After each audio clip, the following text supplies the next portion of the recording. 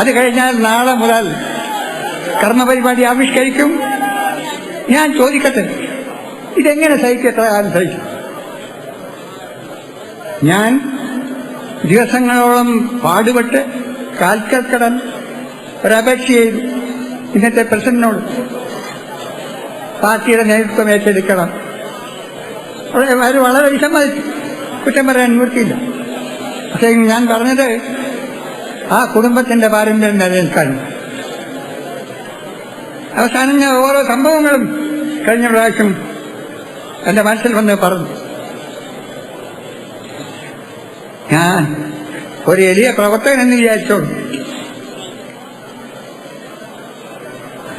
ഒരു കോൺഗ്രസിന്റെ എളിയ പ്രവർത്തകർ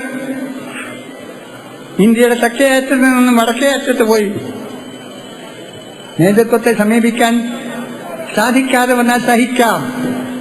അതിനിടയിൽ കുതികാൻ വെട്ടികളും നയവഞ്ചകരന്മാർ കോൺഗ്രസിനെ കുഴിച്ചു മൂടാനുള്ള അവരുടെ യാത്രയിൽ മുരളീധരൻ തടസ്സമാവുമെന്ന് തോന്നിയതിന്റെ പേരിൽ മുരളീധരനെ ഒറ്റപ്പെടുത്താൻ ശ്രമിച്ചപ്പോൾ കേരളത്തിലെ പ്രവർത്തകന്മാർ പറഞ്ഞു, അതിന് നോക്കണ്ട, ഞങ്ങൾ കോൺഗ്രസ്സാണ്, കോൺഗ്രസിനെ മാറ്റി നിർത്തിക്കൊണ്ട് കുതികാൻ വെട്ടികളെ മാഫിയകൾ അറിയില്ല നിങ്ങൾക്കൊക്കെ.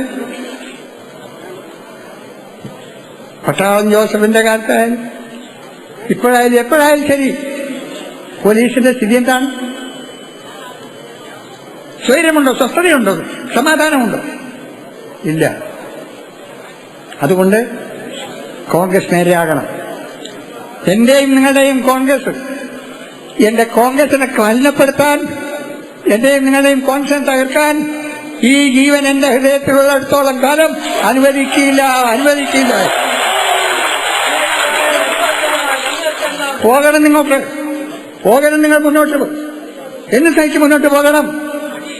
സാക്ഷാൽ എപ്പോഴും നമ്മെ ആസ്വദിക്കുന്ന, ആശീർവദിക്കുന്ന മഹാത്മയുടെ അനുഗ്രഹവും പണ്ഡിറ്റിയുടെയും ഇന്ദിരാജിയുടെയും രാജീവിന്റെയും സോണിന്റെയും അനുഗ്രഹം നമുക്കുണ്ട്.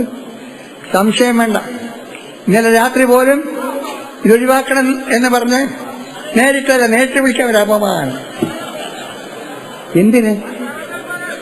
ഏതായാലും ശരി, നിങ്ങളെ വഞ്ചിച്ചുകൊണ്ട്, നിങ്ങളെ വഴിയാധാരമാക്കിക്കൊണ്ട് ഒരു തീരുമാനത്തിനും തയ്യാറല്ല എന്ന് ഉറപ്പിച്ച് പറയേണ്ടി വന്നു. നവംബർ 19 ചെയ്ത് എനിക്കറിയാം, ക്ഷമിക്കണം.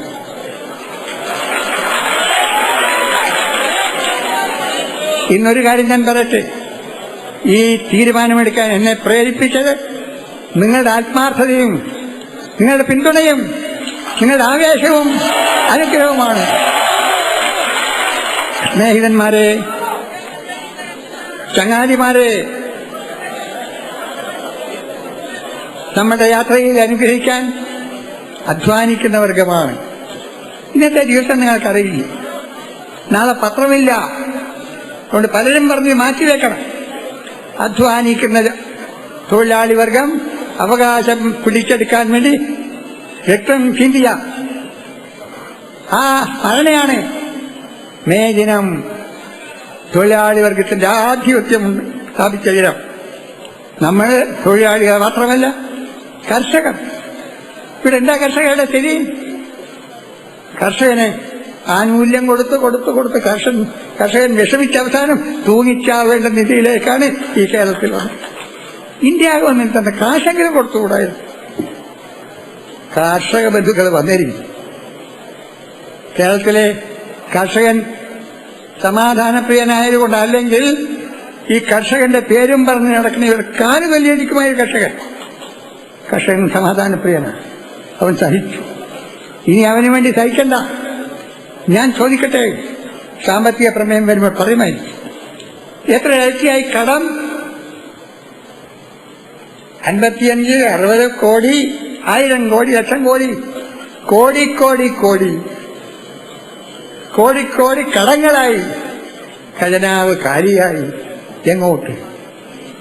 ഞാൻ പറയുന്നു, ഞങ്ങൾക്ക് സ്വാധീനമുള്ള ഒരു ഗവൺമെന്റ് വരുന്ന കാലത്ത് ഈ കടം വീട്ടിൽ ആദ്യം ഞങ്ങൾ ചെയ്യുക കർഷകന്റെയും തൊഴിലാളികളും കടം ഞങ്ങൾക്ക് എഴുതി തള്ളും, സംശയമൊന്നും വേണ്ട.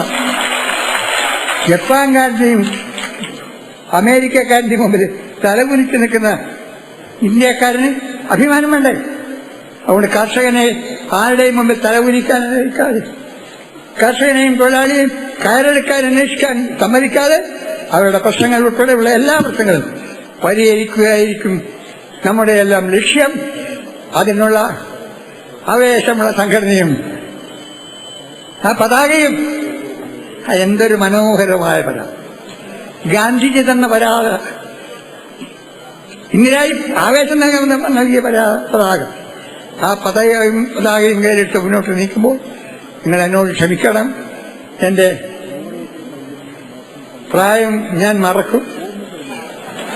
പക്ഷേ എങ്കിലും ഇനിയും നിരവധി കാര്യങ്ങൾ ചെയ്യാനുണ്ട്. മുന്നോട്ട് പതറാതെ മുന്നോട്ട്.